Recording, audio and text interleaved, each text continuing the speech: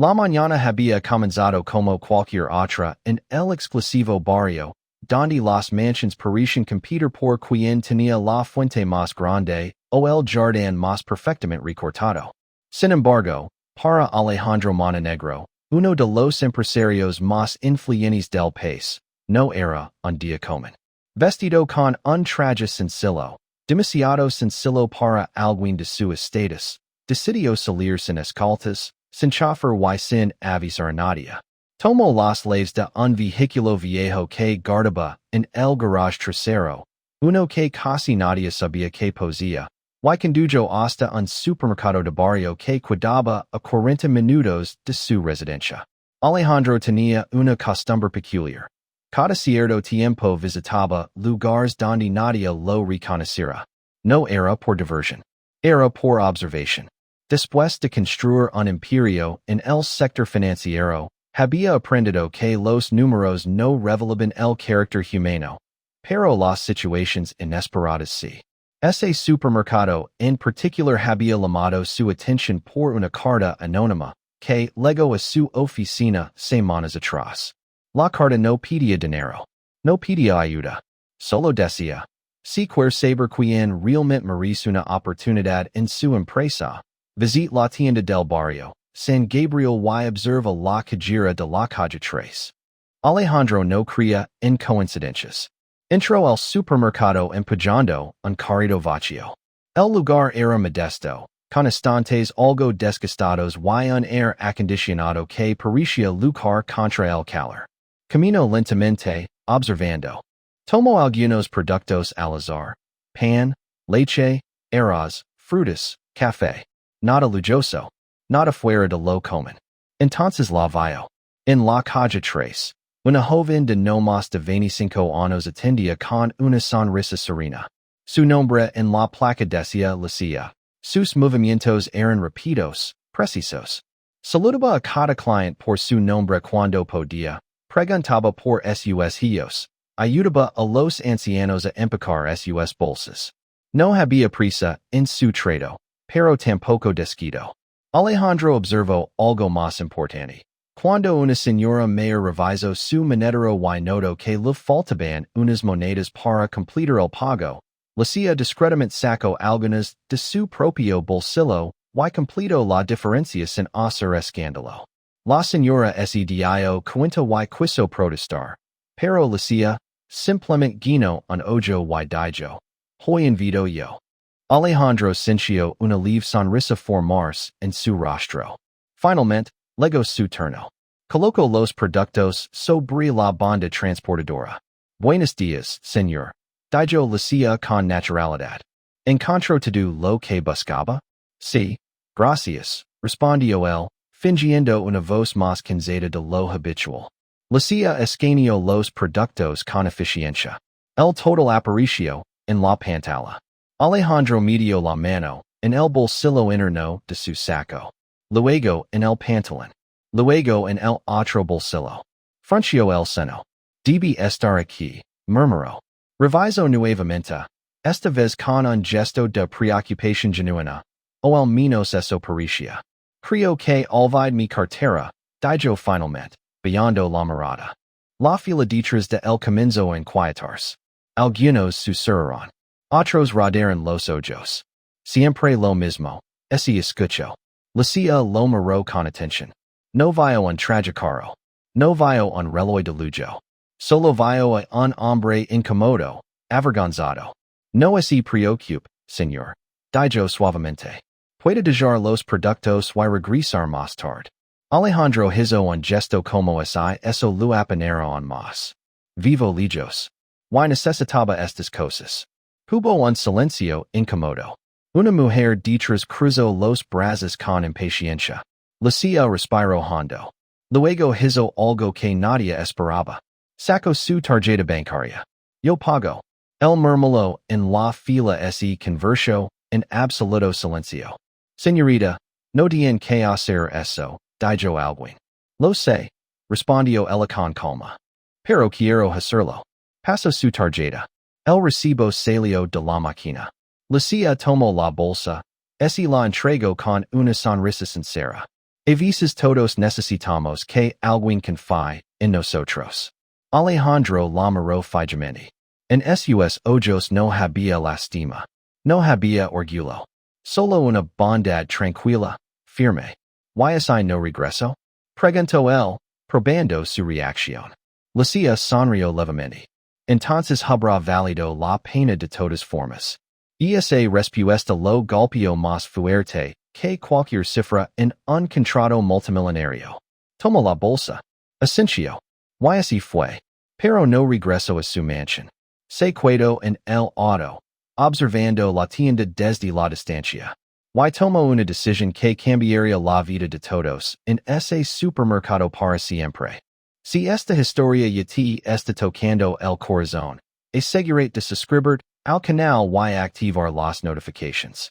Aquí compartimos historias que nos recuerdan que la humanidad aún existe, y que un solo acto puede cambiarlo todo de la mañana siguiente. El supermercado abrió como siempre. Lucía llegó temprano, como cada día. Nadie mencionó lo ocurrido la tarde anterior, aunque algunos empleados lo habían comentado en voz baja. A las 10 en punto, 3 autos negros se estacionaron frente a la tienda. Los clientes miraron curiosos. De uno de los vehículos bajó un hombre con traje elegante. Esta vez no había intento de disfraz. Camino con seguridad hacia la entrada. Lucía estaba atendiendo cuando lo vio. Lo reconoció de inmediato, pero algo era diferente. El hombre que parecía preocupado y humilde ahora irradiaba autoridad. Se detuvo frente a su caja. Buenos días, dijo él. El gerente del supermercado salió apresurado desde la oficina. Su rostro se puso pálido al reconocerlo. Señor Montenegro, ese nos hubiera avisado. Un murmullo recorrió la tienda. Lucía parpadeó. Alejandro Montenegro. El empresario cuyo nombre aparecía en revistas financieras. El filantropo reservado. El hombre que controlaba cadenas de supermercados en todo el país. Alejandro levantó la mano para silenciar cualquier explicación innecesaria. Miró directamente a Lucía. Olvidó algo, dijo. Sacó su billetera esta vez. La colocó sobre el mostrador. Pero no fue mi cartera. El silencio era absoluto. Olvidó que todavía existen personas que hacen lo correcto cuando nadie las está mirando. Lucía sintió que el corazón le latía con fuerza. Señor, yo solo. Pagaste por un desconocido. Interrumpió él suavemente. Sin saber quién era. Sin esperar nada a cambio. Se volvió hacia todos los presentes. Eso es integridad. Y eso no se enseña en ninguna universidad. El gerente tragó saliva. Alejandro continuó. He decidido adquirir este supermercado oficialmente dentro de mi grupo empresarial. Y comenzar haciendo algunos cambios. El ambiente es tenso. Primero, dijo con firmeza, todos los empleados recibirán un aumento salarial inmediato y seguro médico completo. Un suspiro colectivo recorrió la tienda. Segundo, implementaremos un fondo interno para ayudar a clientes en situaciones difíciles. Un fondo que llevará el nombre de quien me recordó que la humanidad no tiene precio. Miró a Lucía. Fondo Lucía. El asencio que las lágrimas amenazaban con caer. Y tercero, añadió, quiero ofrecer un puesto en mi fundación empresarial. Necesito personas que tomen decisiones con el corazón antes que con el ego. Lucía quedó sin palabras. No porque pagas mi compra, aclaró él. Sino porque lo hiciste sin saber quién era yo. El silencio en la tienda ya no era incómodo. Era reverent. Lucía respiró profundo. Acepto, pero solo si puedo seguir ayudando directamente a las personas. Alejandro sonrió. Eso es exactamente lo que necesito. Los clientes comenzaron a aplaudir. Algunos empleados lo harán. Un simple acto de bondad había transformado no solo una tienda, sino una comunidad entera. Antes de irse, Alejandro dijo un sobre el mostrador. Y aquí está el dinero de ayer. Con intereses. Lucía rió entre lágrimas. Pero el verdadero interés no era monetario. Era humano. Y esa mañana, en un supermercado común. Todos aprendieron que la riqueza más grande no es guarda en una cartera, sino en el corazón. Si esta historia te conmovió, suscribid ahora mismo al canal. Dale like y comparte este video con alguien que necesite recordar que los actos pequeños pueden generar cambios gigantes. Aquí seguimos contando historias que inspiran, emocionan y nos devuelven la fe en la humanidad. Porque nunca sabes cuando tu pequeño gesto será el silencio que cambie el mundo. El supermercado La Esperanza no era precisamente un lugar donde alguien imaginaria que ocurriría algo extraordinario.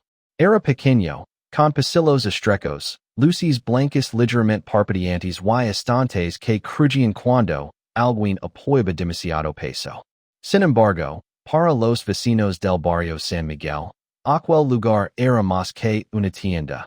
Era un punto de encuentro, un espacio donde se intercambiaban saludos, historias y, a veces, preocupations. Aquella tarde parecía rutinaria.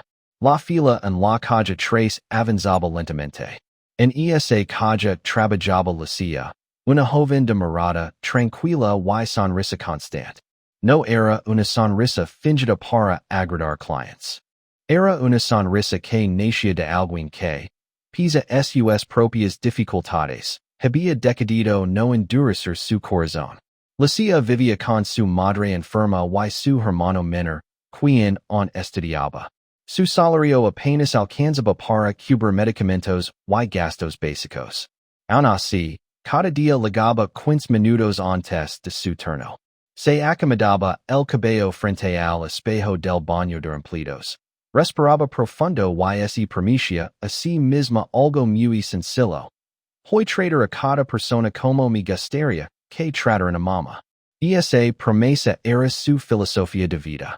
A las 5:20 de la tarde, la puerta automática se abrió y un hombre entró sin llamar la atención.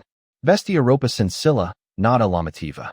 Zapatos discretos, camisa clara, pantalón oscuro. No parecía alguien fuera de lo común. Sin embargo, sus ojos observaban todo con atención calculada.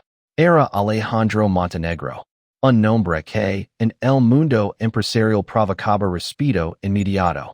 Dueño de cadenas comerciales, inversiones internacionales y proyectos inmobiliarios millonarios.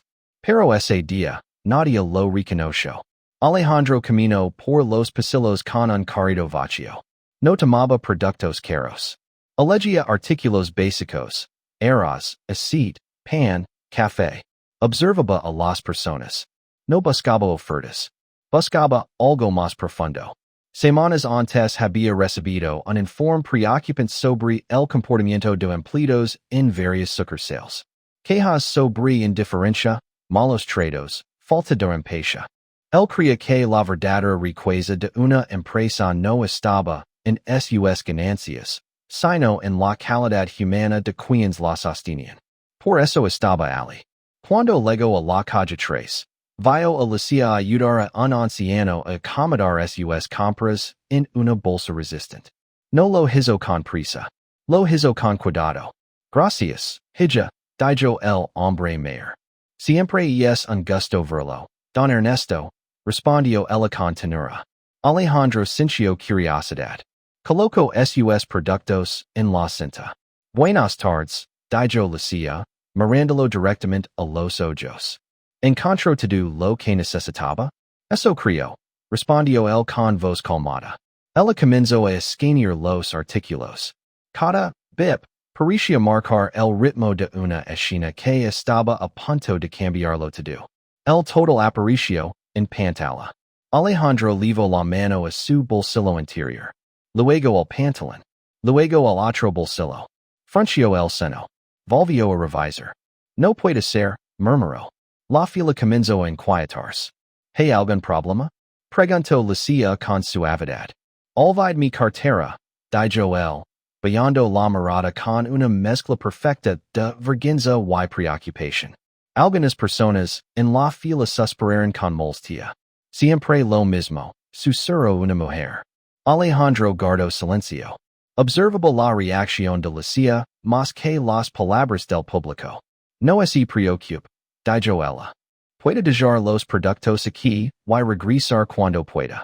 Vivo lejos, respondió él. Y no tengo efectivo, en casa tampoco.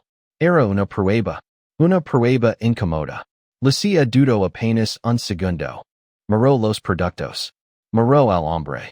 Vio algo en su expresión que no parecía mentira, sino incomodidad real. Respiró hondo. Luego hizo algo inesperado. Sacó su tarjeta bancaria. Yo puedo pagar esta vez. La tienda quedó en silencio. Señorita, no haga eso, dijo alguien en la fila. Lucia sonrió levemente. A veces todos necesitamos ayuda. Pasó la tarjeta. El recibo salió. Lo entregó la bolsa al hombre. Cuando pueda, vuelve y me lo paga. Si no pueda, no pasa nada. Alejandro la miró con intensidad. ¿Por qué haría algo así por un desconocido? Lucia respondió algo que nadie olvidaría. Porque algún día alguien hizo algo por mí cuando más lo necesitaba. Esa frase quedó flotando en el aire. Alejandro tomó la bolsa lentamente. Asencio. Y salió del supermercado sin decir nada más. Pero no regresó a su casa. Se quedó dentro de su automóvil, observando el lugar a través del parabrisas. Y tomó una decisión que cambiaría la vida de todos en ese lugar. Si esta historia ya está tocando tu corazón, suscríbete ahora mismo al canal y activa la campanita. Historias como esta nos recuerdan que la bondad sigue viva, y que una sola acción puede cambiar destinos. La mañana siguiente comenzó tranquila. Lucia llegó puntual. No comentó con nadie lo ocurrido. Para ella, no había sido un acto heroico, solo algo natural. Pero a las 10 en punto, 3 vehículos negros se estacionaron frente al supermercado. Los vecinos comenzaron a murmurar. De uno de los autos descendió un hombre con traje elegante, acompañado por 2 asistentes.